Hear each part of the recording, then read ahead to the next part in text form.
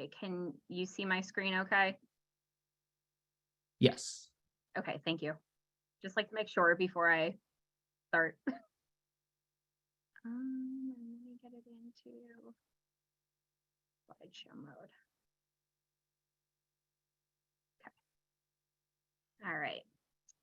So welcome for joining us today for incorporating comprehensive literacy instruction into AAC intervention. My name is Kristen Ellis, and I'm a speech language pathologist and also an augmentative and alternative communication specialist. Some disclosures that I have to go through just prior to us getting to content. My financial disclosures is that I'm a full-time speech language pathologist and AAC specialist with Behavioral Health Associates. I'm the owner of Time to Talk Therapy Services, which is my private practice that we specifically specialize in AAC intervention. I'm the organizer and developer of the Everyone Deserves a Voice AAC Summer Camp.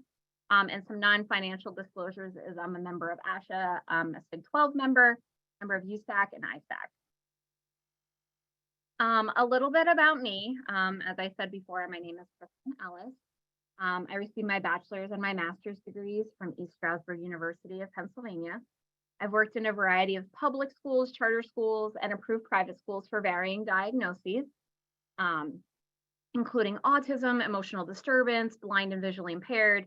I've worked in a variety of healthcare settings as well, including outpatient clinics, skilled nursing facilities, and home health. And I opened my private practice that specializes in AAC in July of 2020 amidst the COVID-19 pandemic. Our learning objectives for today is that we'll be able to identify when to use a conventional literacy versus a comprehensive emergent literacy approach. Recognize our role as speech language pathologists, specifically in regard to working with students with complex communication needs. And what can we do during our intervention to strengthen and reinforce emergent literacy, and how do we select appropriate activities that can be easily incorporated into AAC intervention? I'm going to be talking a lot about this book, Comprehensive Literacy for All, Teaching Students with Significant Disabilities to Read and Write, by Karen Erickson and David Copenhaver. It's kind of the premise of where I've gotten the bulk of what I'm going to share today, and how I've kind of taken that information from that text and then ran with it to develop an AAC summer camp that focuses a lot on AAC and literacy instruction. And I did include that, the link for that book in the handout today, since I will be referencing it. So before we get started, it's kind of important to really know what emergent literacy is. Sometimes I think there's several misconceptions of what it actually is. So we're going to go through that first and foremost. Emergent literacy encompasses the knowledge, skills, and attitudes that a child develops in relation to reading and writing throughout the early childhood period. That's oral language, both speaking and listening, understanding that print can carry meaning, basic alphabet knowledge, and early phonological awareness. Something that I didn't know when I was putting this presentation together is that emergent literacy actually begins at birth, and it continues all the way through the preschool years prior to the onset of conventional reading and writing instruction, which usually happens upon school entry. It is highly dependent on the nature, frequency, accessibility, and interpretability of experiences with print as well. Simply just meaning that, if a child's not really exposed to print, they're less likely to have the development of those emergent literacy skills than someone who is maybe read to every single evening with their parents. So how do we decide whether or not we're going comprehensive emergent versus conventional literacy instruction? From the book that I mentioned earlier, the authors say that there are 4 yes/no questions that we should be asking of our students prior to making that determination. Number 1, does the student identify most of the letters of the alphabet most of the time? That's not a 100% accuracy on every single letter. That's just most of the letters most of the time. Is the student interested and engaged during shared reading? Does the student have a means of communication and interaction? And the last one is, does the student understand that print has meaning? And again, that's coming from that book that I referenced before. Um, and the results are, if we have 4 yeses in response to the previous questions, that would indicate that a student is likely to be successful with the introduction of conventional literacy instruction, which is typically, for those of us that have, children in school currently, is pretty much what they're doing now. Um, I have a first grader and a second grader, and this is a lot of what they're doing, a lot of the repetition and doing the flashcards and trying to learn to write those words and copy them from the board and alphabet instruction. Um, one or more negative answers to the previous questions would indicate the need for some comprehensive emergent literacy instruction, which is what the bulk of the presentation is geared towards today, because specifically a lot of our AAC users do fall within this comprehensive emergent literacy instruction. They may not always stay there, but for the majority of the kiddos that I have worked with, this is where we're starting. So why do we want to take this comprehensive approach? Educators turn to a comprehensive approach because of the enormous variety in our learners with significant disabilities, and because emergent literacy knowledge and understanding have foundational importance to later conventional literacy learning.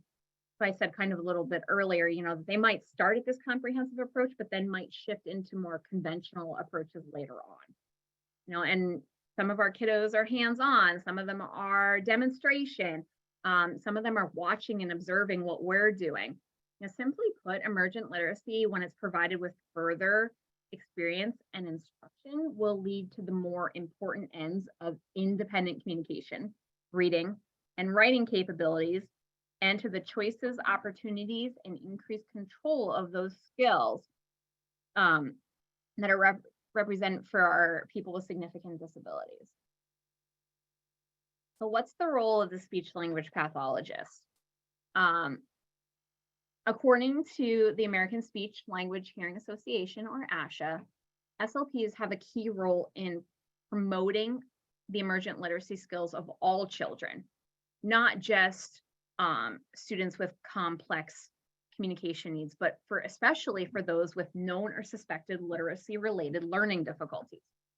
SLPs may help to prevent such problems. We can identify children at risk for reading and writing difficulties, and we can provide intervention to remediate literacy-related difficulties. Prevention efforts involve working in collaboration with families, caregivers, and teachers to ensure that young children have high quality and ample opportunities to participate in these emergent literacy activities, both at home and in daycare and preschool environments.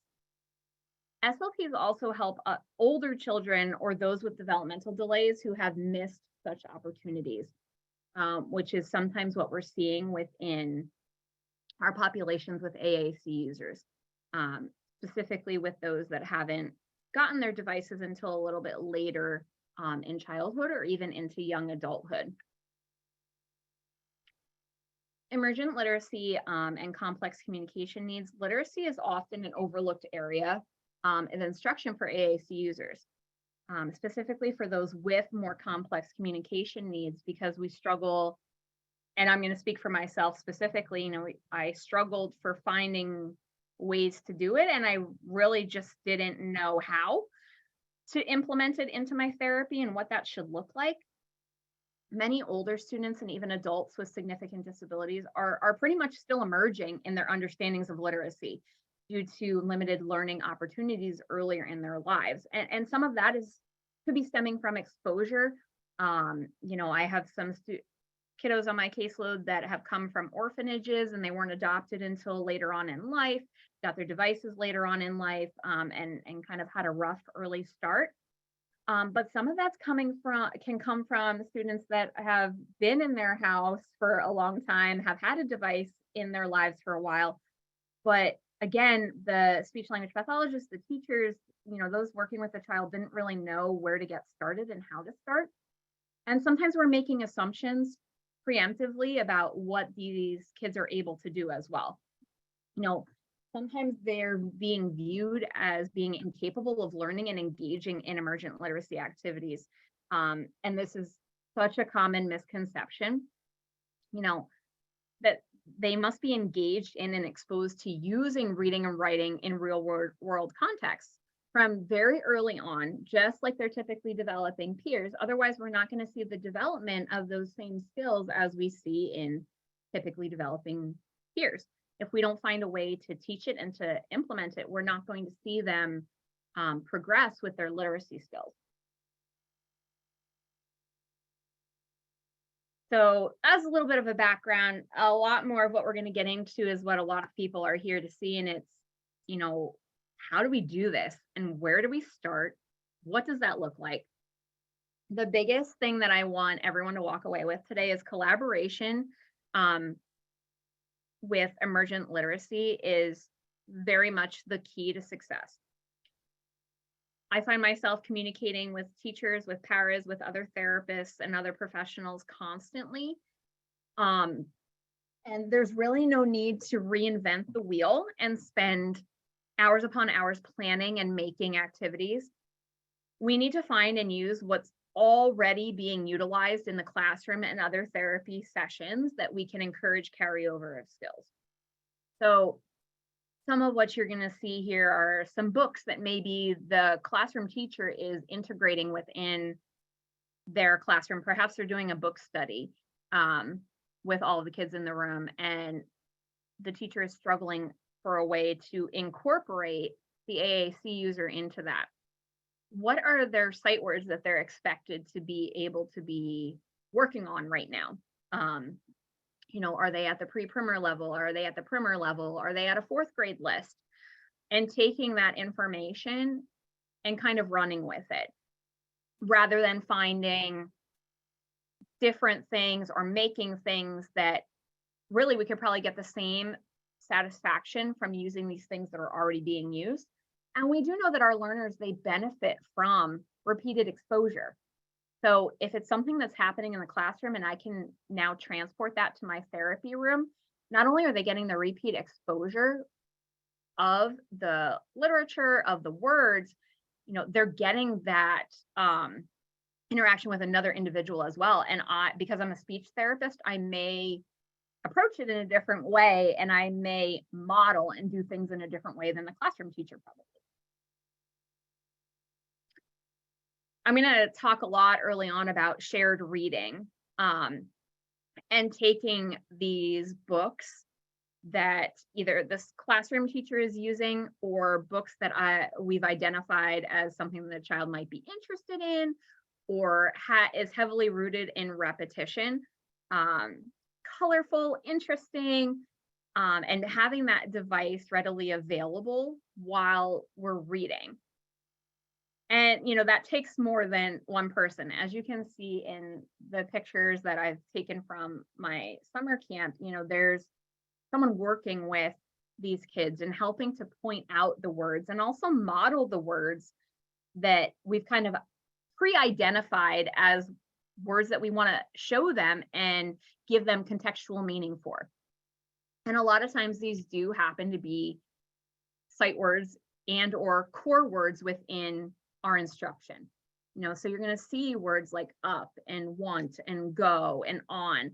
But instead of just giving them the word isolated, we're putting it into print and giving it more meaning.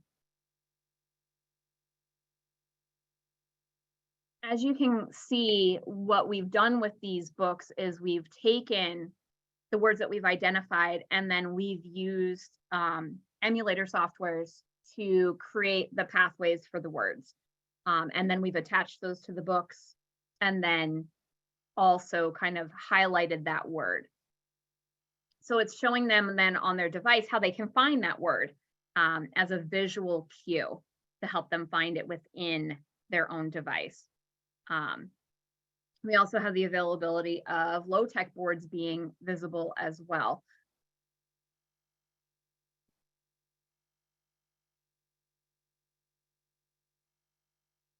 multisensory approach to learning these sight words that have been kind of pre-identified is so super important.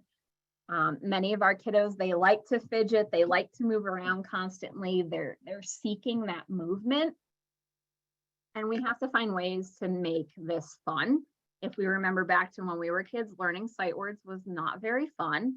Learning vocabulary words was not really fun. It was a lot of writing them over and over, doing flashcards over and over. And AAC learners, while there are some that may take to that approach, the majority of the AAC users that I've worked with across the lifespan, that's kind of not their preferred. They want it presented in different ways. So you can see my friend here, how we've put them on colorful paper, we've outlined them in colorful markers, laminated them, and then shoved them into some kinetic sand. And then he's pulling them out, and then I'm modeling them on his device. And I'm not looking for him to imitate that. That would be great if he does, though. After quite a few repetitions with different words within the book that we had already identified, he was able to then locate the words independently on his device. But again, this was repeat exposure to those words in a more fun way. This kiddo loved kind of putting his hands in sand and Orbeez and all those kinds of things. So that was another one that we did. We put the sight words into the Orbeez, although I did not get a picture of that one, so that he could kind of dig out the words. And then he has his device next to him. And then we do have some kids that really like to, do that flashcard type mentality. So that does work for some kids. So the kiddo in the upper right-hand corner, he has a little worksheet that has a bunch of sight words. And what it says is it's good and not good. And he has to decide which one is the written word good and which one is a different word, can or stop or go. And he has to sort them into the different piles. And as he's doing that, he's also reading the words, and we're modeling them on his device as well to kind of show him where those words are. Now, again, he is still doing the bulk of this on his own. So he's getting the paper, he's adding the glue to it. So it's still keeping him busy, even though it's more of a worksheet type activity. Sight words are by far my favorite thing to work on. So I've come across so many different ways to do this, from using emulator softwares and printing out the pathways of the words, whether that be on, TouchChat, or that be on Snap Plus Core, or that be on Speak for Yourself, or any of the Unity software programs. But what I've found that these kids really like is thinking outside of the box. My kiddo on the left-hand side, he has individual little poppets with letters on it that we're using to build the word that's underneath on the paper. And then as we build them together, they connect together, and he can then push down the letters as we spell the word together. And then I'm modeling it on the device. I'm showing him where that is. This kiddo also likes to work out and look out the window while we're working, and there's nothing wrong with that. I've had people who see pictures of him in the window and they're thinking, well, he's avoiding and he's not doing the work. And I kind of reiterate to them that if he's comfortable there in the window and he's going to participate with me, we're going to do it that way, because I'm going to capitalize on the fact that he likes that. I also get to use the window as a nice built-in natural break, because he likes to look out at cars out the window. So when he does a few activities of what I want him to do with our target vocabulary, I'm then going to pull out his device and start modeling some other things and saying, look, I see a red truck or a red car, and break that instruction up for him. My girl next to him, we are using Swap the Sight Word.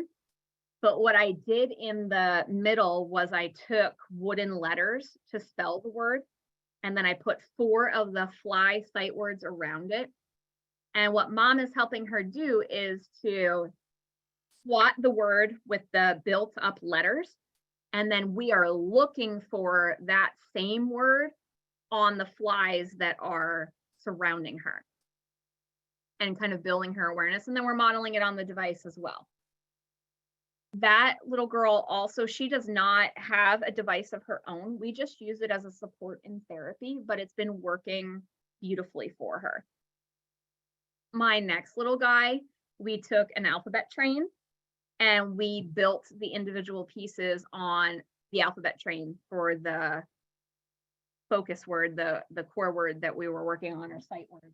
Because a lot of the core words and the sight words overlap. So he was building that word with the train and making it move, again, giving some movement to what we're doing, and showing also that the C and the A and the and together make the word can. You know, it's not just this one unit of information, and showing him that we build that. And that's what a lot of these activities are showing, that it's 2 letters or 3 letters or 4 letters or 5 letters that make up this given word. And then my girl on the right here, she's actually 19. She's also one of my kiddos that has come from an orphanage, wasn't adopted until, you know, later elementary school age. Just got a device about 2 years ago. So we have been really starting at this comprehensive emergent literacy approach with her because it's just never been tried before. It was always kind of written off that it wasn't something she could do. She was past the point of no return, so to say, that we could not, you know, instruct her at this point. But we've been seeing that she's been doing really, really well with this approach, just like all of the kiddos that you'll see today are. And she really likes to color. So again, we're capitalizing on what she enjoys, but we're putting more meaning to it and showing her that we have the O and the P and the E and the N, and that those letters put together make the word open. And then we're finding that on her device, and we're doing activities that go with it.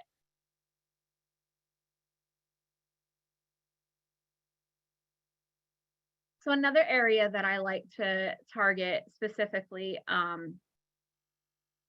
once we kind of move past some sight words, or we do some sight words and I'm looking for something to break it up a little bit, I start to look into word families. And we all kind of know those as all the words that end in at, and all the ones that end in and ache and ap, and how there's those patterns to the words. And we're just flipping out that consonant to change the word. Again, we can ask ourselves, what are they already learning in their classroom? And if they aren't learning something like this, what are their typically developing peers learning? And that's where I'm pulling from this information. And again, for my 19-year-old, if we've never been exposed to it, we're going to start at the very beginning. We're going to go at the at family is usually one of the first ones I go with, because it's the short A. And there's a lot of fun words and a lot of fun nouns that we can find within the device, and that a lot of those words are actually there. So I'm going to share with you a video of one of my kids actually using these word family sliders up at the top, and I did include the link to that. This is a free resource that you can find on Teachers Pay Teachers. And I actually cut these all out, I laminated them, and made them very manipulative for the kids. Again, movement, multisensory. And we ourselves, we get more out of things that we physically do and have hands-on doing, you know, better than like flashcards. I know I'm one of those hands-on people, but I want to show you, this is my friend William. He has had his device now for 2 years. This is about, I want to say this is about 6 to 8 months into his AAC journey. Just to kind of give you some background, he is limitedly verbal, has a diagnosis of apraxia, and has a diagnosis of autism. Let me open this up.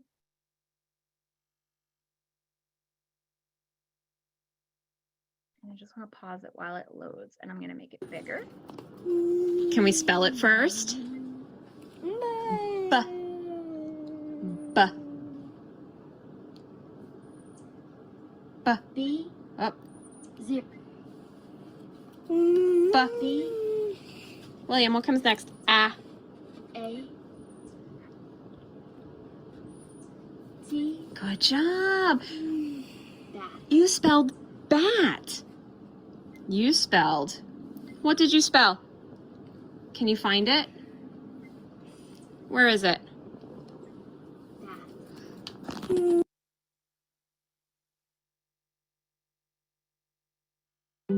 On every vacation at a verbal home.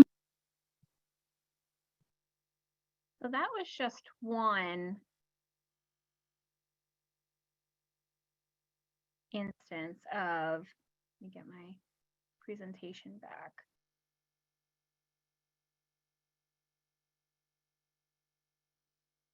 There we go. Just one instance of my friend William using those sight word sliders, and then we're going in and we're spelling the word, but you saw I was not telling him like B-A-T, I was giving him the sound B-at, and I modeled that first letter to show him what I wanted him to do, and then he was able to pick on what I was looking at with him.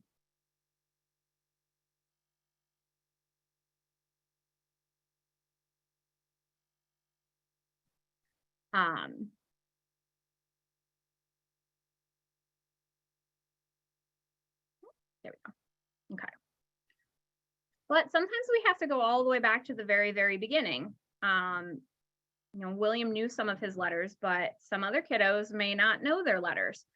So what do we do to work on the letters of the alphabet and their names, and specifically their sounds, is so important. We tend to leave the sounds out so much about what we are, and we're so focused on letter names that we forget to introduce the letter sounds. And what's really great on some of the software programs is they already have, you know, a folder built in for phonics. And I tend to use that folder a lot for my kids. So we'll build the letter out of Play-Doh or Floam or kinetic sand, and then we'll go into the phonics folder and we'll talk about the name that letter makes. And we'll go into the keyboard and we'll type the letter. And we'll build words that have those letters. As you can see in our middle picture, this is our little girl again, who's just using this as really a support for her during therapy. And we're building her name that no one before has really taught her. They've taught her the letters, but they haven't taught her that those letters together make her name. And she's currently not required to write her name. And she's 6. So we've been working on taking those letters, giving them meaning, and that spells her name. It spells Cora. Something so simple that we take for granted. And that you can see we can do this with a variety of ages, from 4 to 6 to 13. On our right-hand side, you know, Aiden is 13. And again, we haven't really exposed the typing and the spelling and the sounds of the letters and what they make. We might have done the letter names, but we haven't done any of those other activities. Another thing I can do too when I'm doing like these cards, this is also another good time to pull out some of those other manipulatives I might have, like the poppets or the letter train, the alphabet train, the wooden letters, and putting them on top and kind of matching that lowercase and that capital as well. Because a lot of times there might be introduction to the capital letters, but not the lowercase, and learning that those are the same letter and they make the same sounds.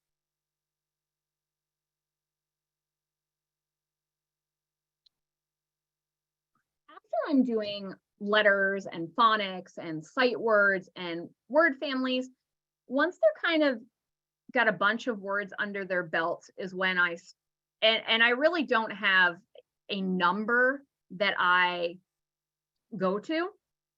I tend to kind of see how the kids are doing, and I make that judgment based on, you know, do I think they're ready for a short story? Similar to what we see in our typically developing classrooms. They give them some sight words, they give them these short readers, you know, and if I'm thinking, okay, I've given them a couple words now, let me try some sight word readers.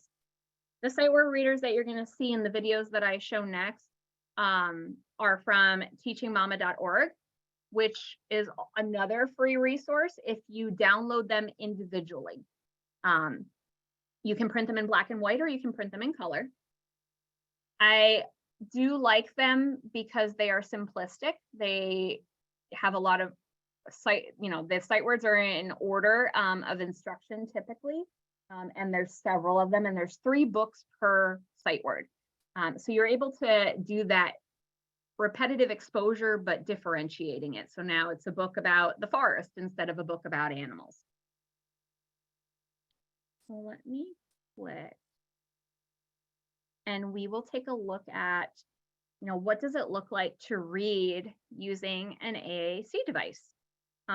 Whether the child is minimally verbal, nonverbal, or verbal, but uses a lot of scripted language.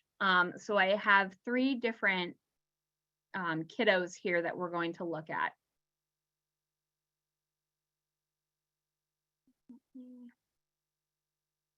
I'm going to do Mason.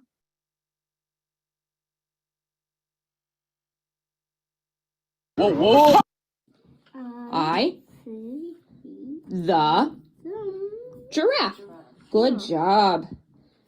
Let's make our whole sentence. You do. I see giraffe. giraffe. Period. Period. Where's your I see giraffe. I, see the giraffe. Good job. Let's make our whole sentence. You do. I see Giraffe. giraffe. period. Period. Where's your I see giraffe.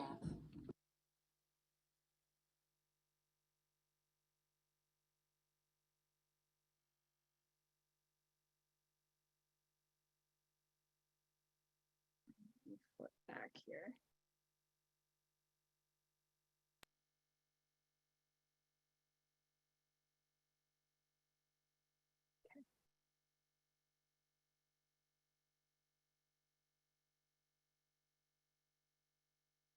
All right. And then the next one we're going to look at, well, let me say a little bit about Mason. So Mason is a limitedly verbal kiddo that came to me. He started nonverbal, and we got him a communication device, and we started working on a lot of his sight words that his teacher was doing. And then we started putting those sight words into sight word readers. And as you saw in the video, he was imitating the words that were in the print, putting them on the device, and then verbally saying them. So we were working towards building that. And Mason actually today does not use his device as much as he did a year and a half ago when I first started with him. So he is a predominantly verbal communicator now. After giving him that support, he does have a diagnosis of autism as well, and he comes from a bilingual household. Our next kiddo is Lucius, and he is nonverbal.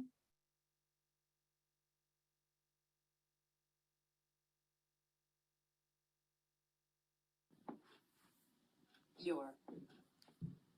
Yep, there you go. Yes. You.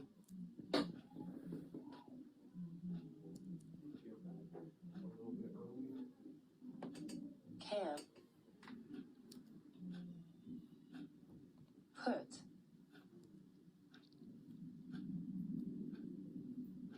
The.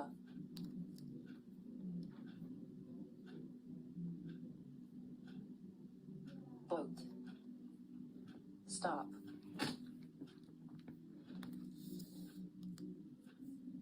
On. The.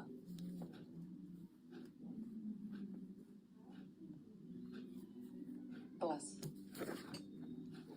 Yes, you can put the boat on the bus. Nice. Good job, Lucia. I'm going to let it play one more time just because Yep, it, there you go. so everyone gets to Yes. see it.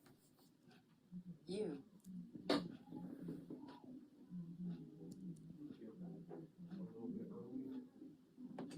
Can.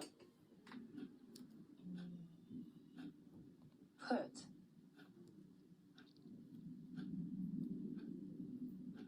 The.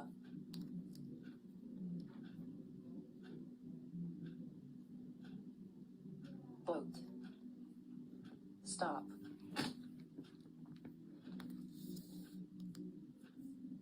on, the,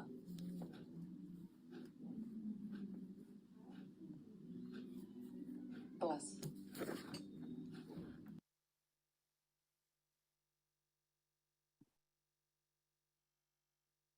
So he is a cutie. He came to us at BHA in October of last year. And he was completely nonverbal, a lot of behaviors, a lot of yelling, a lot of screaming because we had no way to communicate. So we ended up getting him a communication device. And once we got him a communication device, we realized how much he actually, knew vocabulary wise, but also that there was some reading elements already there. So we really, again, capitalized on things he liked. And he really loved doing these reading type activities. So these sight word readers, those sentence strips like I had where they were laminated and they were Velcroed, and we can take I always let him pick the word that we would put on because it would be silly. He likes silly things. So we capitalized on that to make it more meaningful and he would have more fun with it. And you could see that I was using my finger to gear him towards the different words so that he realized that they were all a different word as I was letting him use his device to put the words in. My last guy is Gunner, and he was a kiddo that came to me in March of this past year, so 2022. And he was very scripted in his language in the beginning. There was not very much spontaneous novel utterances at all. It was very scripted, typically around TV shows or songs. And Mom was just hoping that we could get some more spontaneous communication prior to entering kindergarten this fall of 2022. Let me get Gunner.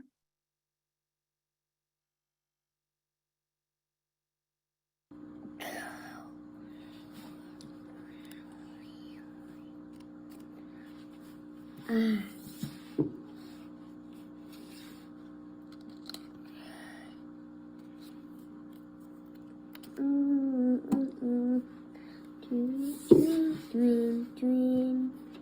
think you have your words a little too close together. Hold on, buddy.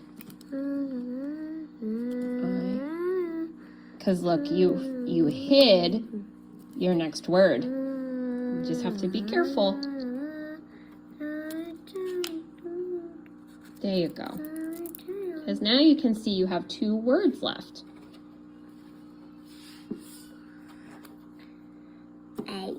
Good job. Good fixing.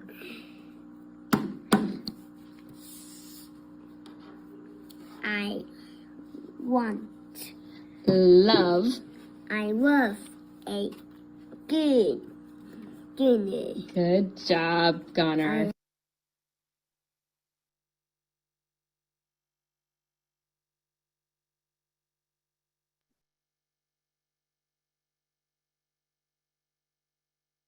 So that was Gunner. And he absolutely loves to learn to read. This is kind of his love now. He started with like letters and we realized he knew his letters. We started with words, and then we realized he was recognizing so many of them that we were like, okay, we're putting it in print, and we're just going to keep moving up with the skills and building on what he knew. So he absolutely loves it, and he will sit and do worksheet upon worksheet with you.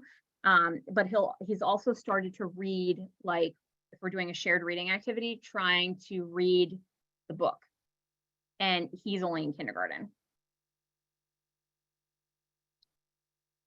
We're gonna kind of flip from sight words and sentences and the reading. Now we're gonna talk a little bit about writing and typing, and maybe using our core words and or our sight words, the activities that we can do in writing and typing.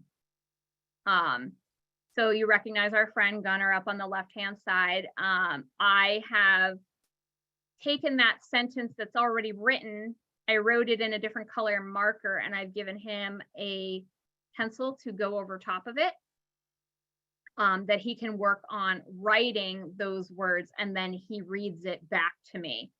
So we're working on his writing. William, over on the right hand side here, we're using an iPad Pro, and we are writing on the iPad. The app that is being used, it's actually not in your handout. I didn't add that one. It's Doodle Buddy, and it's free. So I wrote out the core word for him, and I gave him the 3 lines to represent the 3 letters that make up the word. So what he's doing is he's spelling out the word, and then after that, together, because he will not write independently, we did a slight hand under hand for his writing to put it onto the tablet. My friend in the middle, he's my window friend that really has 0 interest in writing. And you can see he already put the words on top of the other words to build the sentence. I did something similar to what I did with Gunnar, and I wrote it out in yellow marker underneath. And then he was going to write it with me. Similar to William, I did some hand under hand with him, and I taped the paper to the window to kind of like block his view in kind of a visual representation of, we're going to do this first and then we'll look out the window, which really kind of motivated him to work through the activity, because then the paper came off the window and he was able to watch the cars go by. My friend in the lower left-hand corner, we're doing a core word book. And it's similar to the sight word readers that I had mentioned earlier, or that you saw earlier in the videos. However, these ones have openings that have images that you can put in for the core word that you're working on,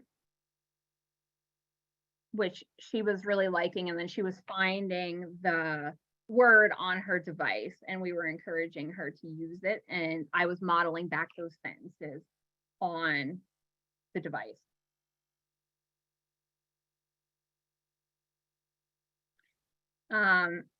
Here's my friend Kelsey. I wanted to throw Kelsey in the middle because she has cortical vision impairment, or CVI. So we adapt a lot of the things that we do, and again, we're doing it very similarly, but we're putting it on, her preferred colored paper, and a lot of her things we do laminate and make more manipulative for her as well, because of dexterity issues.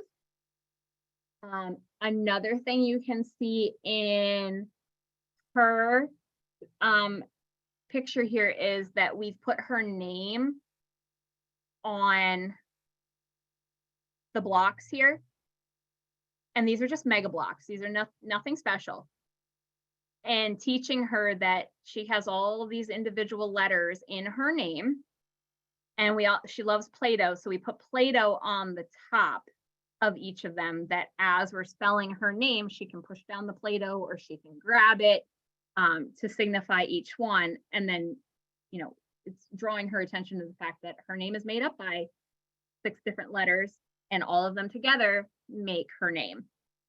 And you can see the yellow paper we were working on the word sum that day. And here she painted that same core word where she had to do the paint dabbers. And all of these materials that you're seeing in this picture and Kelsey and some of the other ones, they're from Mrs. Mo's Modifications, which is also a handout. These are not a free material, but I highly recommend. They are wonderful and the kids love them, and the activities are leveled. So, I mean, you have, these sentences, but you also have ones that are, completely blank too, like that this picture scene is blank and they can draw their own picture that matches this sentence. So they're really, really nice for kiddos of varying diagnoses and varying difficulty level, which is nice when you can purchase one thing and you can have a variety of different leveled activities within it. Let me get out of my spotlight. And I have a video here of William again. And this is William summer of 2022. His last video was 6 to 8 months into his AAC journey. So we were just approaching 2 years, I believe, of having the communication device when this video was taken.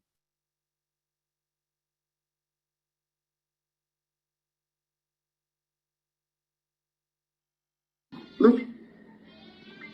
Who Is is here.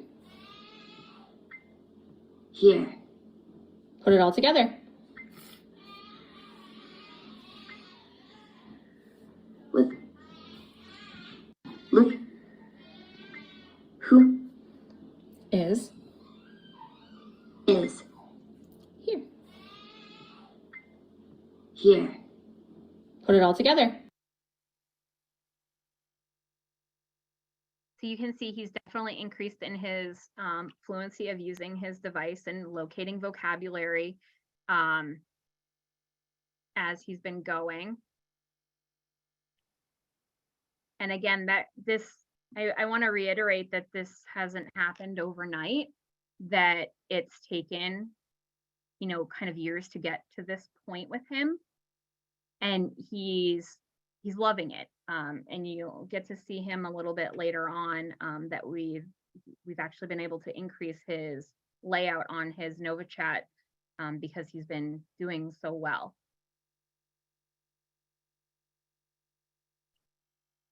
All right, so coming to kind of full circle here is, that carryover and self-advocacy that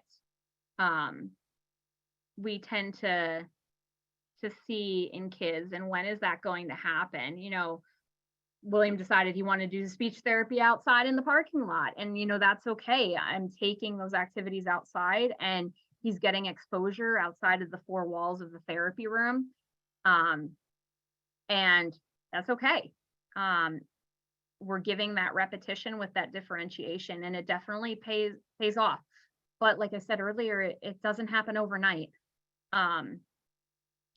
So I have a video of William that his mom actually shared with me, that she caught him in the act of doing things that I had previously taught him on his own. So he was carrying over those activities. Let me get my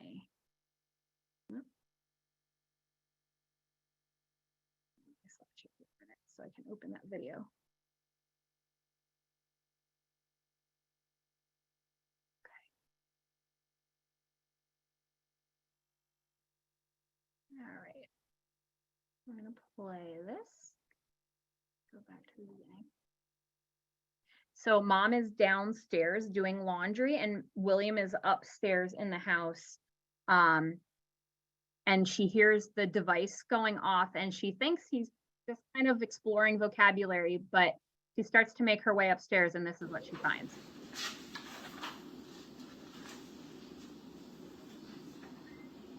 More. My.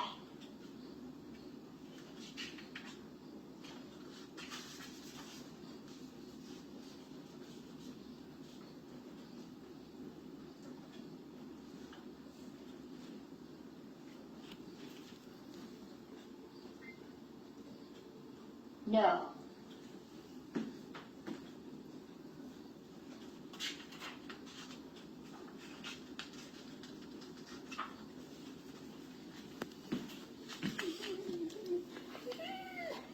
Now. Good. Up.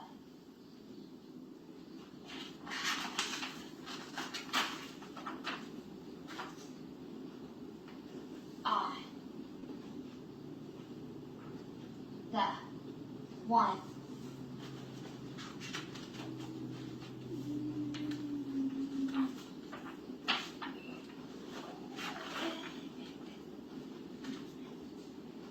Out.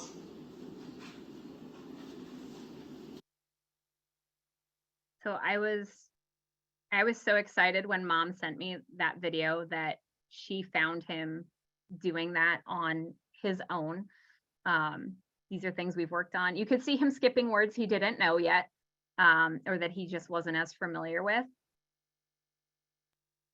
But it kind of warmed my heart to see that.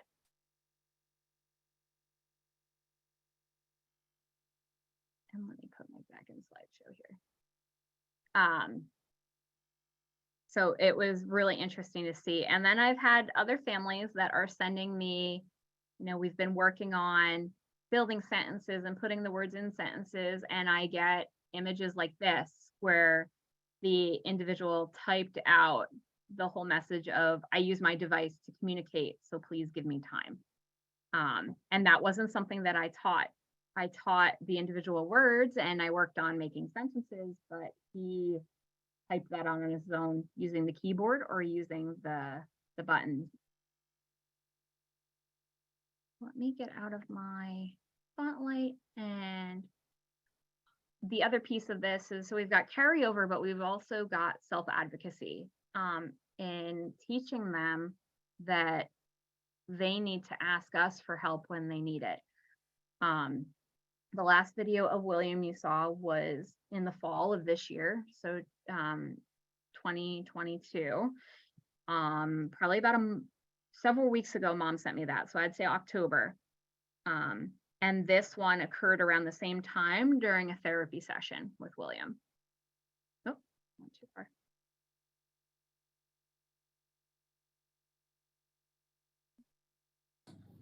Let's put our paper here. You ready? First word. I need help. You need help? I'll help you. I Need. need Good. 2. to We need to spell. U-E. U-S-E. Good. Yep. Use. Look at that next word. Use it. Yep. Bathroom. Good job. Let's put our paper here. You ready? First word. I need help. You need help? I'll help you. I Need. need Good. 2. to We need to spell. U-E. U-S-E. Good. Yep. Use. Look at that next word. Use it. Yep. Bathroom. Good job. Let's put our paper. By the end of this, I'm getting faster with flipping between the screens.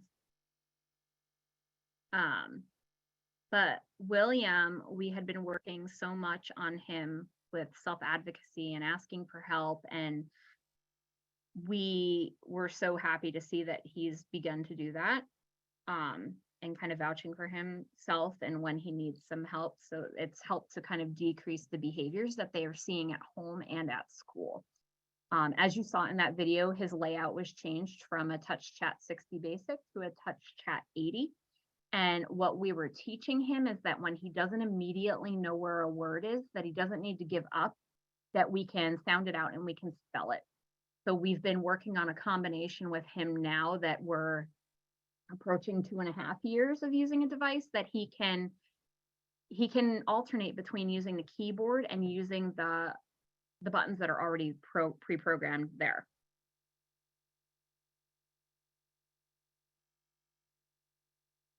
Oh my, so many videos and pictures and things to talk about. So I wanted to leave a lot of time for, well, not a lot of time, but I wanted to, open up the floor for questions that we could kind of go through. I didn't know if you want me to read them straight from the Q&A or if you wanted to read them for me. If you're happy to read them from the Q&A, that's fine. I can read Okay. them for you if you'd prefer.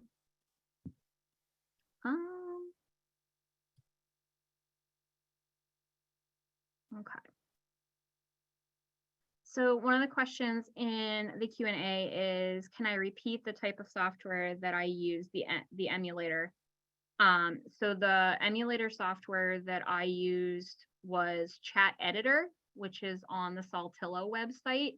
It's a free download that you can download, and emulator means that it copies your child's or the AAC user that you're working with, their software. You can make it look like any of theirs. The only downside is the fact that it will not talk unless you pay to upgrade it. And you can also do some of the tools that are in there. There's snipping tools where you can do a screen capture and you can pull the images. Actually easier to show you probably than to describe it. So let me pull up Chat Editor a second. And again, it's a free download. If you have a managed system like I do through BHA, I had to have my tech people do it because it requires passwords in order to get it. But this is my emulator software, and you can see I can say I want, but it's not going to talk, to go places and home. I also use this during virtual sessions, and what I'll do is I'll pull up the spotlight and they can watch what I'm doing. What I'm talking about in order to get those icons, the screen capture, is I go to this capture button up here, and then whatever now I touch is going to go in here. So if I want a pathway, so let's say the word is little, describe little, and now I've gotten the pathway to the word little for a Touch Chat 60 basic user. I can copy it to my clipboard, and I can copy and paste it into a Word document and print that out in order to put into the books. So that's my Chat Editor. Again, it's a free download. You just have to go to the Saltillo website in order to download it. I've had several teachers download it as well to use it as modeling in the classroom. So I'll use it for modeling too. I actually did that today. I used it for modeling. Let me go back to my Q&A here.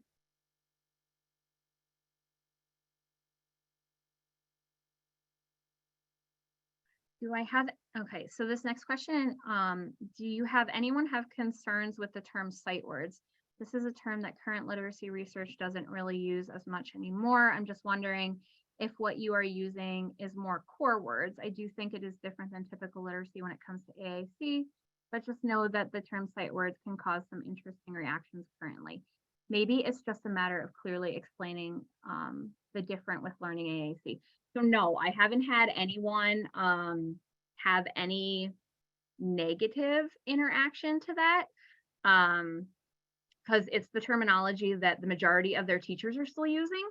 So I actually have more, what's interesting is I get more impact when I say core words because they're not recognizing kind of that same streamline between the words. But I definitely haven't had that reaction. And I think it's because, I mean, they're even sending home papers that say pre-primer Dolch sight word list. So it's not something that I've encountered at this point.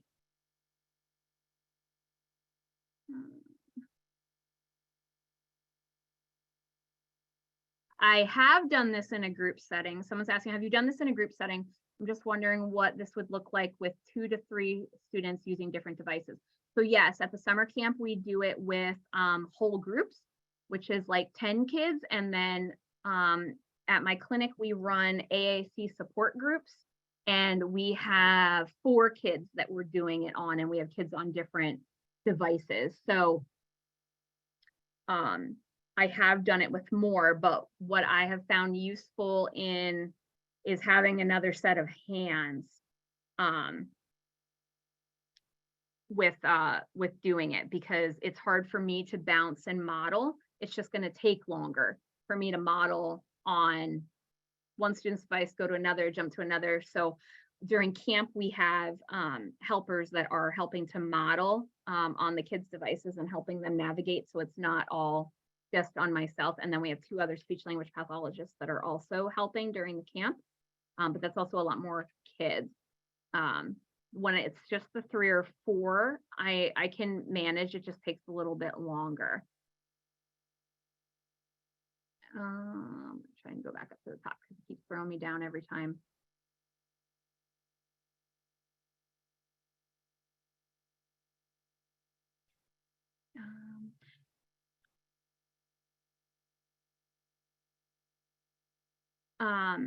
Just that was a comment. Could I provide some example goals for targeting literacy and AAC? That's a good question. So what I tend to do is I make more broad goals in the beginning because I'm typically unsure with how far they can go with the goal. So I usually want to try it a little bit before. So what I usually do in my school setting is I will write that they're, so like for their sight words or their core words, whichever way you want to, high frequency words, whatever you want to call them. Like I said, I typically call them what their teachers are calling them, just to eliminate any issues with thinking they're something different than what it actually is. So I'll typically do that they're going to recognize and spell the word, or if I'm giving them the word, that they can type it if they are a typer. If we are working on typer, like typing like William or Gunner, or who else was it? Lucius is at that point now too, where he could do the same thing, that we can work on for that, doing that with the words. And then from there, I would then put it into that we're reading a sentence with the high frequency word, the core word, the sight word, within that sentence. And then it might be written in such a way that we're going to write it, we're going to read it, we're going to verbally read it, and we're going to input it onto the device. Usually I have all of that written within the criteria of the goal for the kids. Now, at this point, I don't have anyone at the next level, which would be kind of reading. I would then take it to reading like short stories, like 2-sentence, 3-sentence, things like that. But I would write it the same way I would write it for, a typically developing kid. If I'm working on those types of things within their IEP, I just do it similarly, but I'm going to adjust what I'm doing for a kid who uses AAC. So if the kid is working on tapping out the syllables in a word, and we're working on drawing their to multisyllabic words, that there's more than one part to that word, that we then are going to use some type of manipulative in order to kind of show that more strategically for them. And if it's compound word, I might show them how those 2 words are separate words and we put them together on the device to make the one word.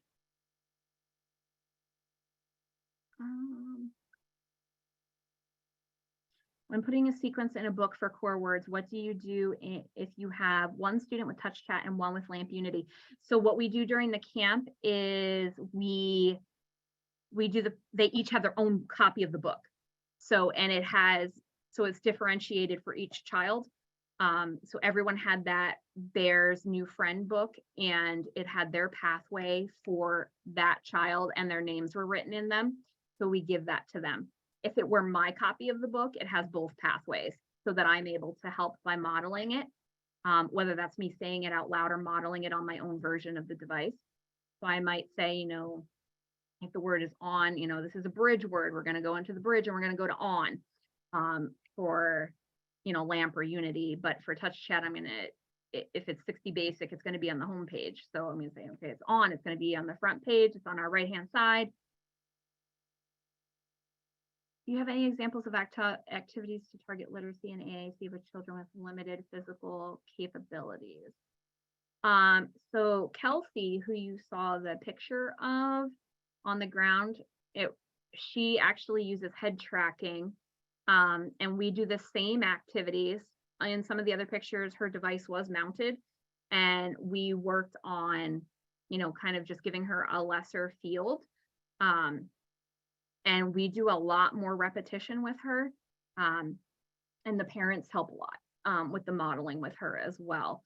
So that's kind of what we do. But if I can do hand over hand with her with our with like helping her with the Play-Doh and things like that, because she has braidodactyly, so she has like only half of her hand. She can't really grip things. So I might help her make the formations of the letters and things like that. And then again, I'm using a lot of modeling with her to draw her attention to the letters, and in that phonics folder, drawing her attention to the sounds that the letters make as well.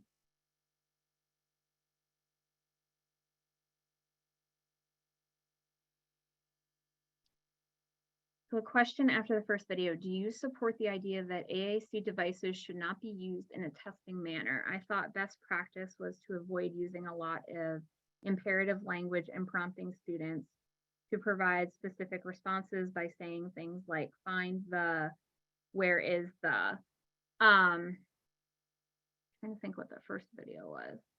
Oh, of William with the word sliders.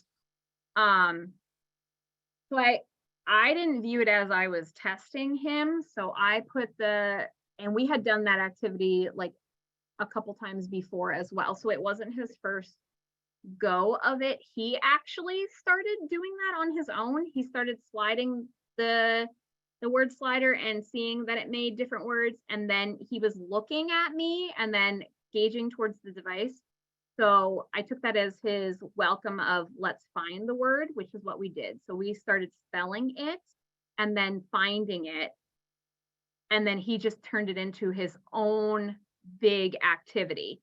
You know, I follow a lot of the child's lead. I do not like test the kids, I'd like to say.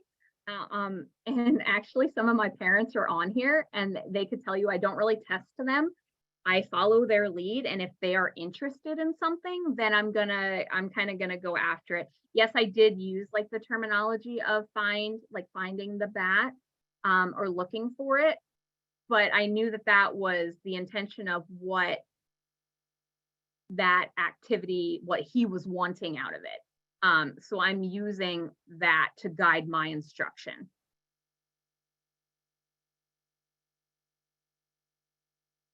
So on the last clip, after Mason touched I, the folder automatically opened to the verbs for C.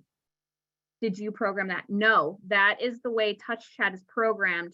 60 Basic is programmed to do that. It's TouchChat is a generative language app. So it works a lot like not auto, kind of like the autofill, auto text. It's guessing, it's kind of guessing what you want to do next. So because he touched I, it generated to the verbs because it was kind of anticipating what he wanted to say next.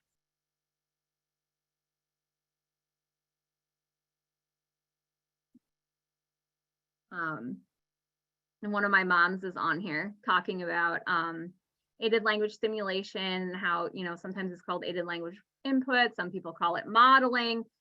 So, you know, it's going back to some of the other things we talked about with sight words too, and how, you know, people call them all, there's a whole bunch of different words for the same thing.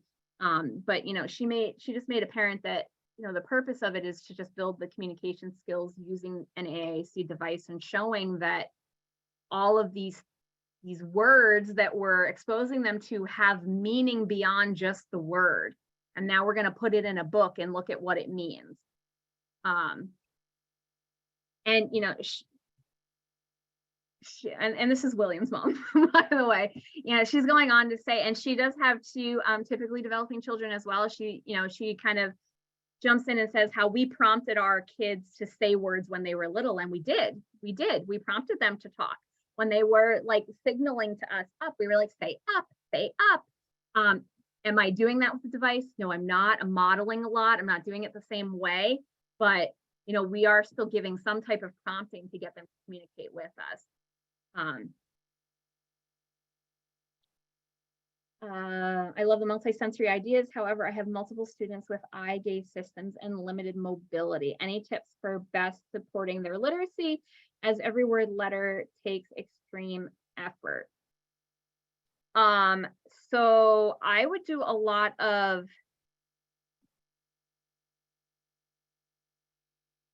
so when I worked at the School for the Blind, I did have a lot of kids that had eye gaze systems or head track. Well, head tracking wasn't as big when I was there, but it was in existence. And for those kids, we were using a lot of auditory type things with them. So we were playing the sounds, we were playing the words for them to hear.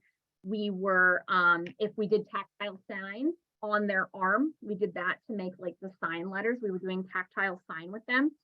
And then I also I would take the Play-Doh and put it in their hand and make the letter, and then take their other hand and let them feel over top. And this was even for some kids that were completely blind. So there was that auditory, tactile, because those senses tend to take over. Something else I have done is I've used like the sandpaper cards. So yeah, we had those kids building with the foam, but I also have the tactile ones that are the sandpaper, that are the letters, and we'll let them feel them and touch them that way. And again, with the help and the assistance of, you know, myself or a teacher or a classroom aide to help with that as well. Have you tried using Windows markers or tracing with shaving cream on the window? So I haven't done shaving cream on the window. I've done shaving cream on my table with my guy that likes the window. And I haven't done the markers in the window, but we do markers on the little tiny little whiteboard.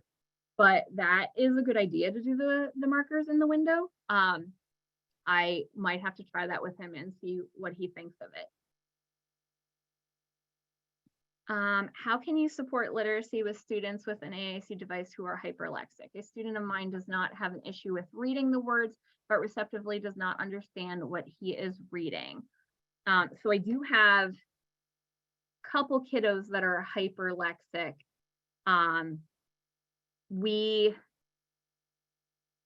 With them, I do give them a little bit more control with what we're doing. So I might give them the option of some of the more complicated sentence activities. Again, I don't have any of them at the story level just yet to do like multiple sentences, but they might do the more complex sentences as opposed to like my little guy in the window that was only doing the 3-word sentences. And then I usually take that sentence and then put it into meaning. So for those kids, we act it out, or we find a video of what is happening and we watch that video modeling and showing them. We're actually acting it out. I know the one time I did the one sentence with William of like, I need to use the bathroom. Like we took a trip down the hall and we we're like, okay, we're going to go to the bathroom. And we're putting it in that real life context for them. Because that's what they need. If they're not getting that comprehension, they need to understand that those words in the print, they have meaning, and that goes beyond just, you know, I'm matching the words on the page to what I'm building.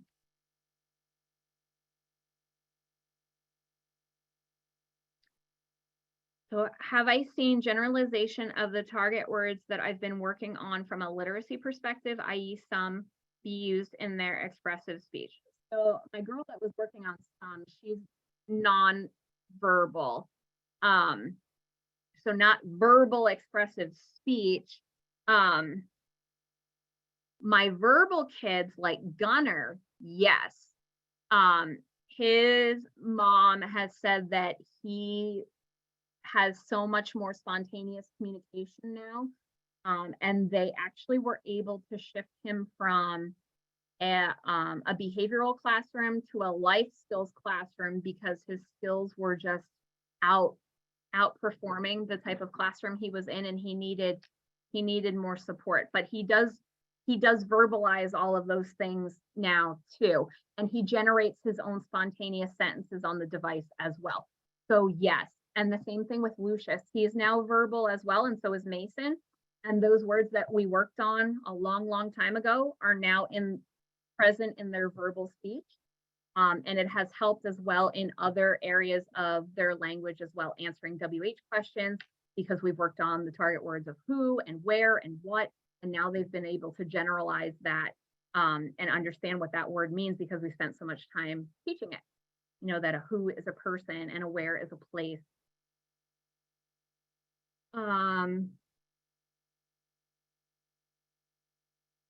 William is using TouchChat 80 on a NovaChat. So no, Williams is not on an iPad. It is on a NovaChat.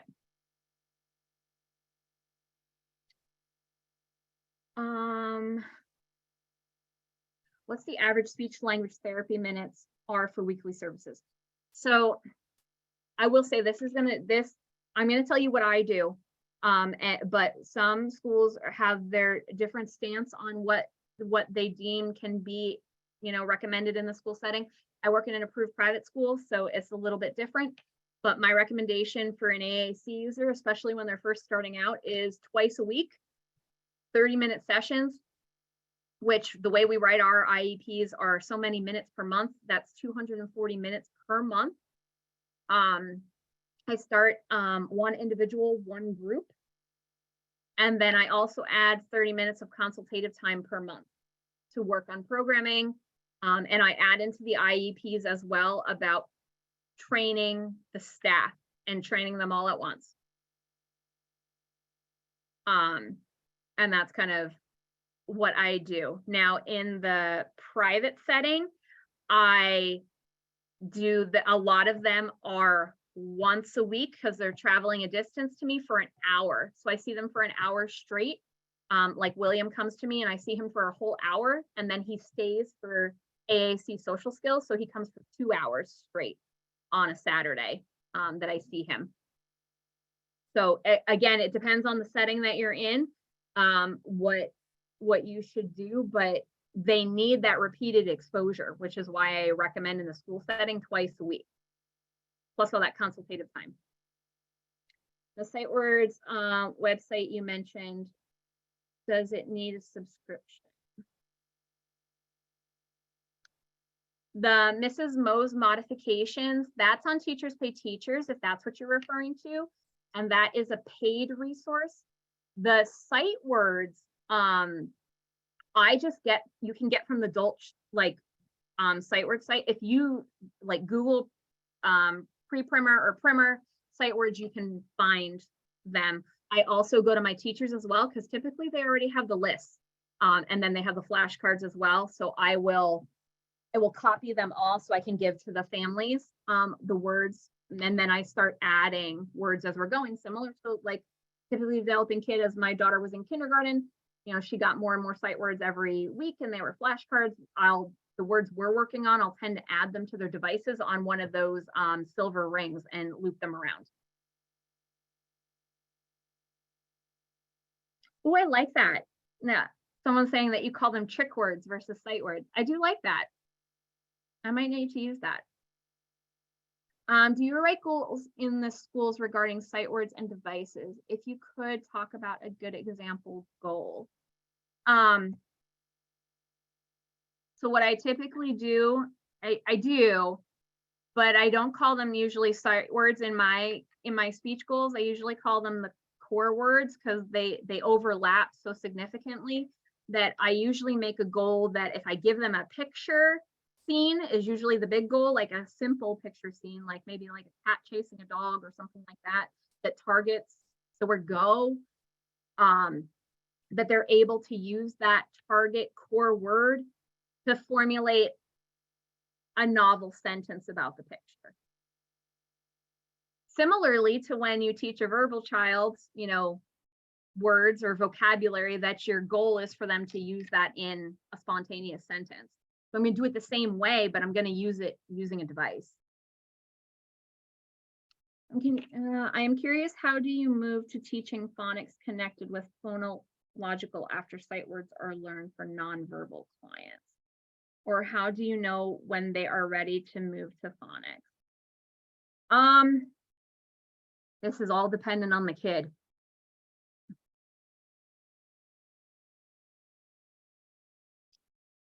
So I tend to teach, the way I teach though, is I tend to teach the letters and the phonics sounds simultaneously, because that's really what they're doing in kindergarten, is that they're learning the letters and the phonics sounds simultaneously.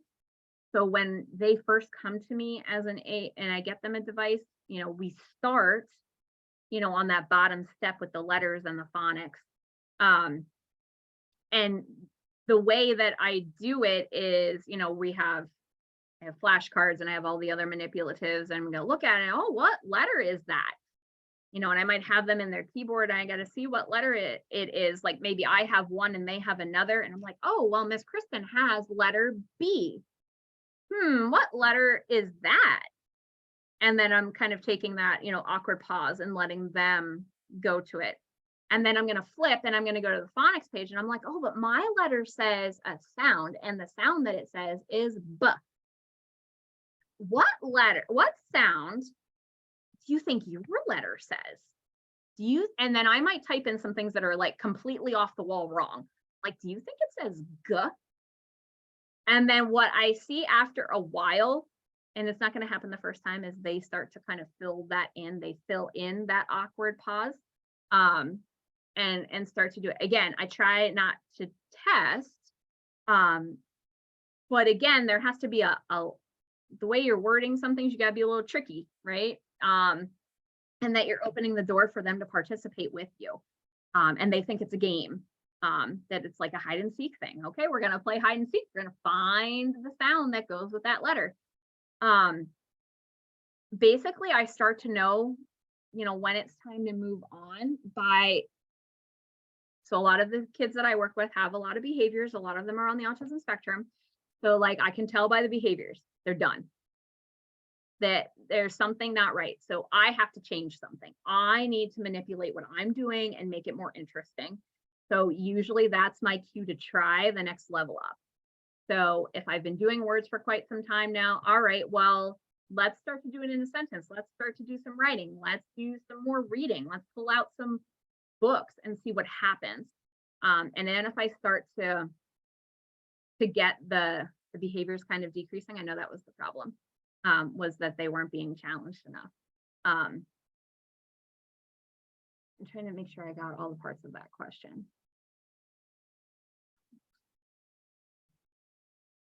And I typically I'm working a lot on that stuff before I'm doing like sight words or word families, because the word families, you saw in the video with William, I was doing the B at, and he was spelling it based on what he heard me say. Some of the kids also start to teach this to themselves because they like the phonics folder. So it's something that they tend to put themselves in a lot and then just listen to as, you know, they touch the letters, they listen to the sound that it makes. So I start to kind of capitalize on that as well. And I can start to move forward based on what parents are telling me they're doing at home as well. So I have a case of an 18-year-old whose parents insist on reading on a reading program rather than emergent literacy techniques. Any advice? Student is in the 18 to 22 program. Well, you've got to walk before you can run. So the same thing is true with reading. You have to be able to do the foundational skills before you can, you know, do a reading program. you know, if they don't know their letters and they don't know their sounds and they don't recognize any words yet, I mean, a reading program is not going to necessarily be beneficial for them, depending on the reading program, especially if it doesn't have any of those early foundational skills as a part of it. Now, there are some programs that do have some of those more emergent literacy things in it. So like you could probably do something like that.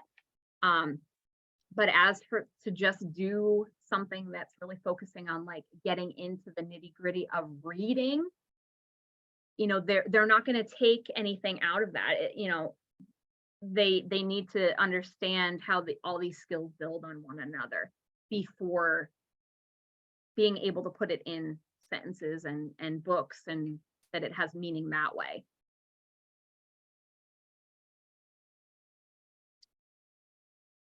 So I have a folder of planned activities that can be shared with this presentation. So I do keep full, like soft charts for all of my kids with all the words that we're working on and all the activities that we're doing.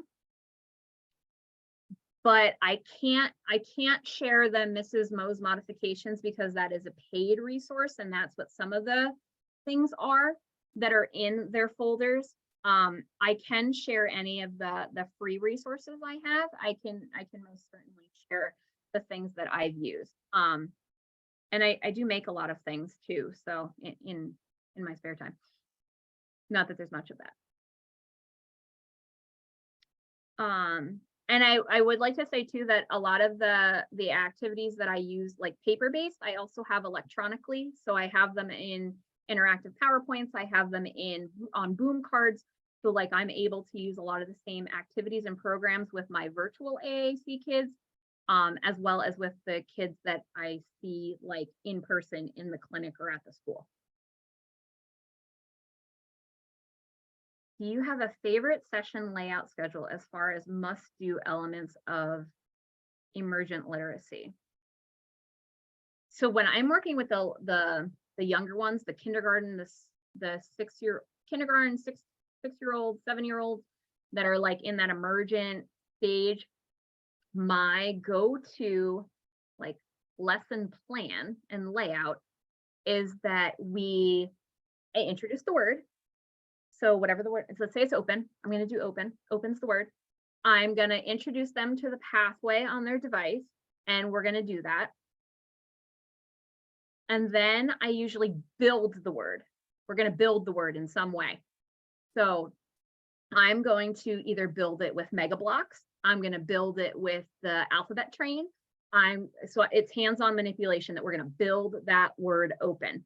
And I might have the paper underneath that's like the Play-Doh mat or the dot one, but we're going to build it with something manipulative, or the wooden letters or the magnet letters or whatever it may be. We're going to build that, and we're going to do that a couple times. We're going to build it. We're going to mix it up. We're going to do it again. And then I'm going to take a turn and you're going to take a turn. I'm going to put a letter. You're going to put a letter. And that back and forth, right? That back and forth is part of communication too. So we're doing a lot of this taking turns back and forth. Then from there, we're going to write it or we're going to color it. For my kids that can write, we're going to write. For my kids that can't, we're going to color it. We're going to color it and we're going to spell it as we're coloring it. And then I pull an activity. So one of the things I like to do, I don't have it in my room with me right here, but I have a lot of Lakeshore things or Lakeshore learning materials or learning resources have wonderful, wonderful manipulatives you can use. One of my favorite ones for the word open it's a set of like nine, and there's a lot of picnic baskets that are all different colors. And inside the picnic basket is an item. So when you shake it, you hear it. And my target is that we're going to do the word open. So what I do is I shake it and I'm like, I wonder what's inside. I wonder what's in there. I have to open, and I'm going to model the word. I have to open the picnic basket, and I take the lid off and I take the item out. I'm like, look, I opened it and inside there was this. And then I do it. I pull out another. I was like, oh my God, look, there's so many more. And then I'm like, okay, let's pick one, and I'll let the the child pick one out. And even honestly, my 19-year-old that's doing emergent literacy, she thinks this is the coolest thing in the world, that there's all these different picnic baskets with different things on the inside that match the color. She thinks it's fantastic. And we shake it, and then I hold it a little closer to me, and I wait and see what happens. And I'm asking and waiting for them to do open. And it doesn't happen the first time, it doesn't happen the second picnic basket. Sometimes it doesn't happen till the 9th picnic basket that I'm getting that independent communication of open. You know, and from there, I'm able to then go to something else. So then we'll move to doing a little book, one of those little books, and putting the word into the book. She likes to do the one with the images where she glues the images on, my 19-year-old. So we'll do that. And then sometimes I pull out like an actual book that I know targets the word open, or I can turn it into targeting open. And then I usually print out a bunch of the extra activities from Mrs. Mo's modifications, and I leave some of those for homework with the family. And then typically when I come back next session, we review the previous word and introduce a new word. And I look to see if they start to generalize it, because open can be used for, we used it to open the picnic baskets, but it can also be used to open a marker, and it can be used to open a box, and it can be used to open the crayons and a lot of other things. So I start to see if I put that stuff to the side and do a little bit of plan sabotage, do I get what I'm looking for? So I kind of set myself up for the next session then, but that's kind of like a quick rundown of what a typical session for me might look like. Sometimes I'll throw a craft in there too, especially if I'm working on and under and in and up and down, and I can use some of those concept words, I will do that. So where can I find more information on the summer camp that you've mentioned? Thank you. So my summer camp has a flyer, and I can share that with Jim, and he can send that out. I can add it into the shared folder of the free materials as well. I can put it in there. Just to confirm, the chat editor is for Windows only, not Mac. I believe the download that's available on Saltillo's website currently is only for Windows. I've been told that that is to change in the future, but I don't think right now it currently runs on Mac. I appreciate all your videos. So what can I do now? Questions are concretely and so when training others. Thank you for that comment. I appreciate that. If teaching phonemic awareness, what do you target first? So again, I'm going to go back to, what is the classroom doing? Like what are the rest of the kids in the room doing? Like where I am, I'm in a school for children with autism. So what are the rest of the kids in the room doing? What is she teaching? So what she's teaching, I'm going to try to teach. And I'm just going to be a little bit more creative in what I'm doing. Not that my teachers aren't creative, they're creative, but we might need to think outside the box a little bit more. I know that she does a lot of the clapping of the syllables. So if that's the case, I'm going to go after the syllables. We're going to figure out the syllables in the word, like in airplane. Airplane has 2 parts because it has 2 words in there. So I might start with very, very simplistic and use those compound words to show that. Another way I would do that with like different parts of the words are those word puzzles, like the puzzles where you have air and plane, and we're going to put it together. And now we have airplane. Now we've made a whole nother word. We have air, we have plane. Now we've made another big word.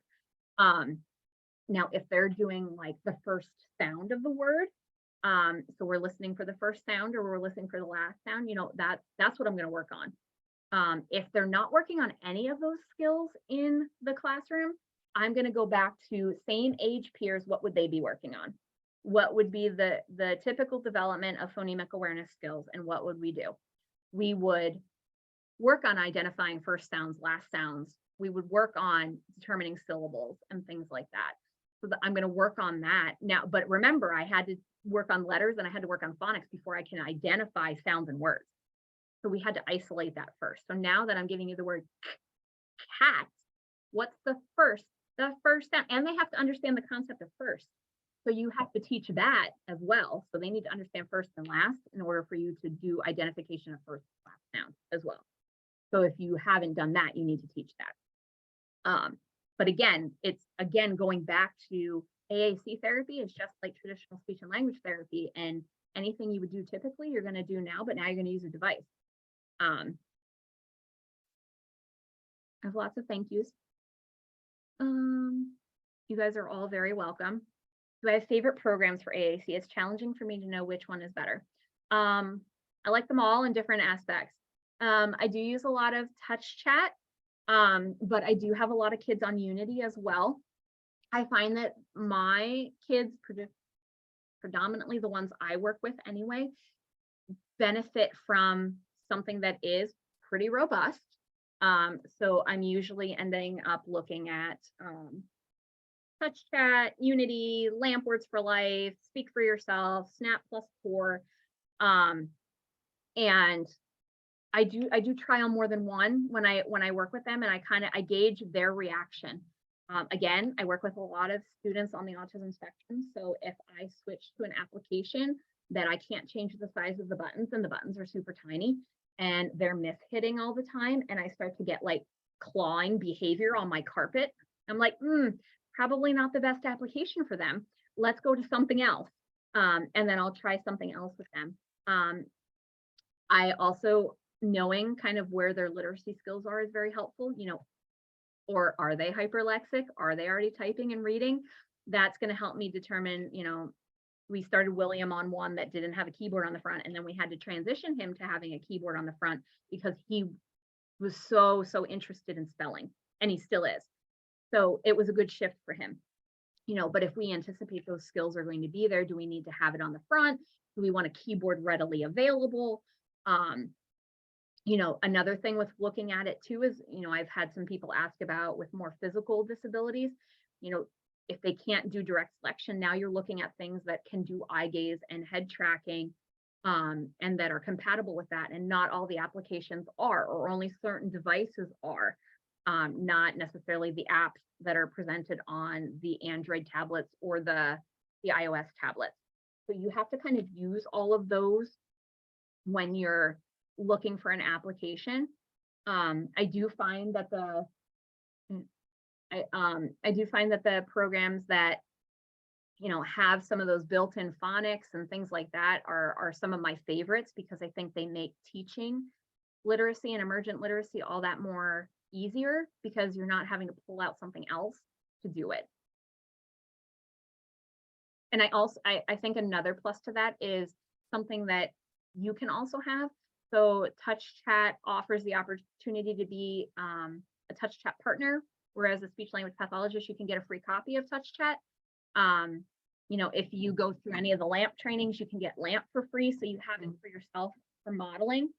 And then any of the emulator softwares that are out there as well to help with making things and having those pathways for the teachers is all very helpful too. So, you know, using the New Voice and, you know, one for Unity, and using the chat editor for Touch Chat.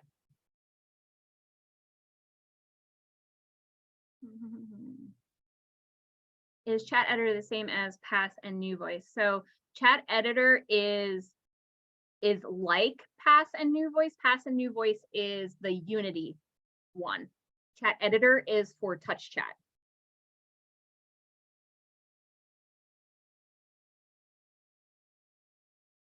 Yes, I can link the emulator software for you. Oh, someone already put the link in.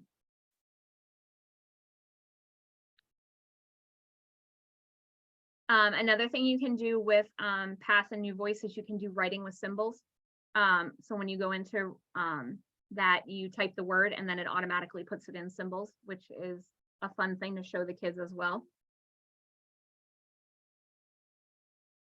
Can we use the AAC device for providing accommodations for testing when students are getting better in using AAC?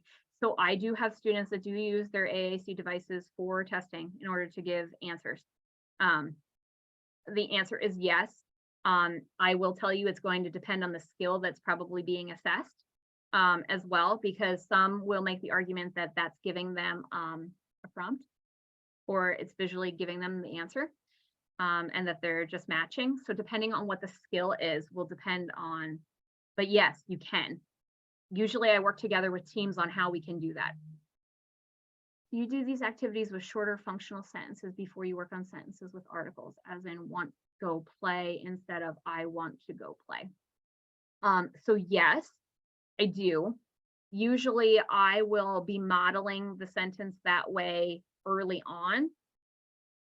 And as we're going on, again, the videos you saw of William doing the sentences with the I want to go play with the articles and everything, you're talking about 2 years into his AAC journey.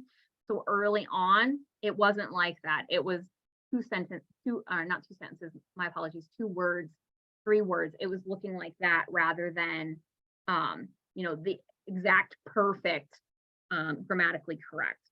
So yes, I will. And I can do that a bunch of different ways. Like William started through play. We did a lot of play in the beginning, playing with toys that he liked, and I'm modeling things like that. And then I'm starting putting it in sentences, then we're moving to words. So he's really progressed significantly now that we're more at 2.5 years into his AAC journey. Just wondering, do you split your sessions between functional communication and literacy skills, or shift focus or rotate skills? I jump all around is the short answer. So I will do some literacy, I will do functional communication, I will do following directions. So whatever their goals are, I'm going to put a bunch into like one big like session for them. Now my AAC kids that are traveling a distance or an hour, I can do that a little bit better than anyone that's maybe only 30 minutes. And in my schools, we're only 30 minutes. So it's going to, again, depend on what I need to get accomplished as well. But I will split, and it keeps it interesting for the kids that way too, if I'm doing a little bit of everything, that it's not so boring. How do you introduce and teach verb tenses using AAC? Do you end up using the same pictures for different tenses? So on the AAC devices, the pictures are the same regardless of the tense. So go and went are exactly the same. And the way I start with verb tenses is just showing them, okay, today the person goes to the store or walks or whatever, or is walking, whatever I want to model. I then model how we can put the ED on the end and say, okay, it happened in the past. So yesterday I walked, and what happens on Touch Chat is there's an ED that comes up for it to change the tense, but the picture stays the same. Which is what's really nice about the AAC devices, is because you don't need to teach another icon because now the verb is past tense. It's the same icon. And I do it a lot just through modeling first. And then when the kids show me they're ready, that's when we start to do more explicit instruction. So meaning that they start to independently do that. They'll do walk and add the ED for walked. And I'm like, oh, walked. Yesterday, did you walk? You walked yesterday, maybe with mom, you went out and you walked, and then that's where I start teaching it and I'm modeling it a little bit more. And then we might be doing sentences that focus on talking about things that happened in the past. And now we're adding that ED on. And in the beginning, I typically have to do a little bit of a verbal prompt. We're missing something to that verb. Let's see what we need to add, because it happened yesterday. So we need to say a little bit, we have to add something, and that's what I do. But yes, we use the same pictures. The same pictures are on the icons in the devices, and I actually use the same photo verb cards as well. I just kind of change what I'm doing. Is there any research regarding what words you should target for emerging communicators with limited receptive language? For example, if they don't understand the concept of the word little, would you wait to teach that written word until they have learned the meaning of that word? So I usually follow the information from Gail Van Tatenhove as to like the most popular first developing words. And that's where I pull from also.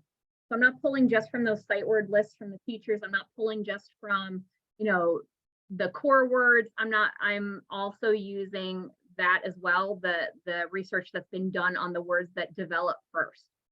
So those in traditional communication, all of us, when we were growing up, the words that we learned, we understood, and we produced first verbally. So that's kind of what I look at. But yes, little would be later on in that list because it's a descriptive word.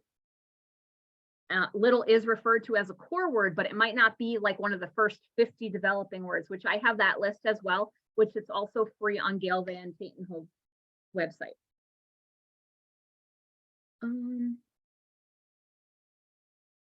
Any good reason to choose a NovaChat over a TouchChat on an iPad? Yes, there's many good reasons to choose a NovaChat over a TouchChat on an iPad. Durability is the first and foremost. So a NovaChat is going to be a little bit more durable. Well, it's going to be a lot more durable actually than a TouchChat on an iPad. So if it's to be thrown, it's going to withstand the being thrown a little bit better than an iPad. If any of you have personal iPads and your kids have picked them up and chucked them, you know you've done that inside cringe because they're not really developed to do that. They're not really meant to be thrown. So I usually find out what kind of behavior I might be dealing with, and particularly in my school for my kiddos on the autism spectrum. Are they going to throw it? Are they going to, do they excessively drool? That's another thing I look at. iPads don't like that. Any kind of water, not good. Now you can put it in like one of those cases, but that would be like an extra, cost to the family or to the clinician using it to put it in a life-proof case. Also, the warranties are different. The NovaChat warranty is longer than TouchChat on an iPad is. And that's just solely because it's an iPad. So the warranty is different. And AppleCare is AppleCare, whether it's, AppleCare on our phones or AppleCare on a communication device that maybe the family purchased on their own, or they purchased it in addition to, the iPad being funded and something extra. It only covers certain things. Where a NovaChat, if the screen breaks, they may be more likely to replace it, and there's not going to be a fee to the family. Is kind of what the reason is behind going with a dedicated NovaChat over TouchChat on an iPad. Similarly to, getting LAMP Words for Life on an iPad versus LAMP Words for Life on an Accent 1000. It's the same type of thing. It has to do with warranties, has to do with the ability to back them up and the ease of backing them up. So there's a lot of things that go into that conversation with families. Similar question, how can school SLPs find time to split sessions between functional communication skills, expressive language development, and literacy skills, phonics skills? I guess special education teachers also should be working on the spelling and the phonics skills. Correct. So everything that I'm doing with my kids in my sessions, I am then, and this is the whole point of the whole team trainings, I'm then teaching them what I need them to do too. And I show them a lot of videos on modeling and how it's so important that it takes a village and it's not just me, because that research is out there, right? If they come to the speech therapist once a week for 30 minutes, that it's going to take 84 years for them to be fluent AAC users, and unfortunately all of us are going to be in the ground by then. So it's not helpful. But if you have, the more people you have modeling, the more people you have helping you, the better it's going to be. And the quicker it's going to happen. Something else I do is I do like push-in lessons in my school as well. So I push in and I do whole classroom lessons. And that's kind of like more functional type things that we're doing because I'm pushing in and it's not necessarily explicit instruction. It's going to be more carryover type activities. So I find those to be helpful as well. I also go on community-based instruction as well with my classrooms. So I'll go out when they're going to the pumpkin patch. And something I find is everyone's like, we're going to leave the devices behind. I'm like, no. We're taking all the devices with us because I'm not taping your mouth shut when you're going on a field trip. We're going to communicate about what is going on out in the community. And again, it's giving you contextual, real life application of the words that you've learned. Do I have a specific site or resources that I like when training staff about AAC? I actually use a modified version of Saltillo's aided language simulation training, and that's what I educate all of my staffs on. And I can put that into my free resources folder that I'll send to Jim later. With all of that information that you can have. And I go off of that. And then I also always show Chris Bugai's video about aided language input, simply put, and it's just a short video on YouTube. So I use that as well. And then also at the beginning of all of my trainings, I hand everyone a low-tech board and tell them that they have to tell their partner what they did today. And that's usually my light bulb moment because they are struggling. And I'm looking at them and I'm like, you're struggling and you can't, what's the matter? And they say that they're having difficulty putting the words together. And I said, but look, you don't have any kind of language difficulty whatsoever. And you can't tell the person next to you what you did today. So I do that in the beginning as well.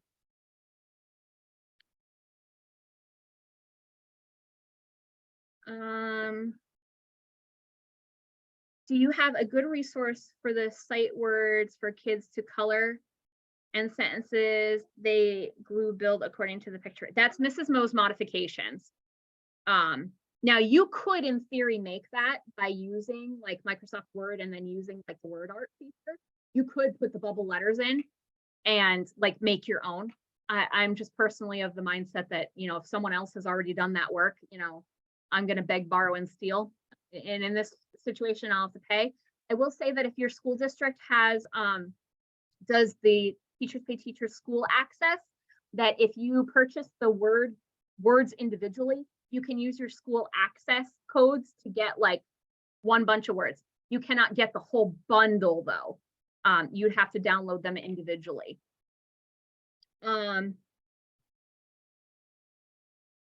Oh, thank you so much for that, Alex. I have a student who has developed the habit of bringing my hand to the device to select a button, but she won't select it independently. When I take my hand away or say no, then that can create an escalation. Do you have any recommendations to break this habit? Oh my goodness, I have students that do this too. That they do it. Now I'll let it go for like a little while, but I do try to, as quickly as I can, start to fade it away.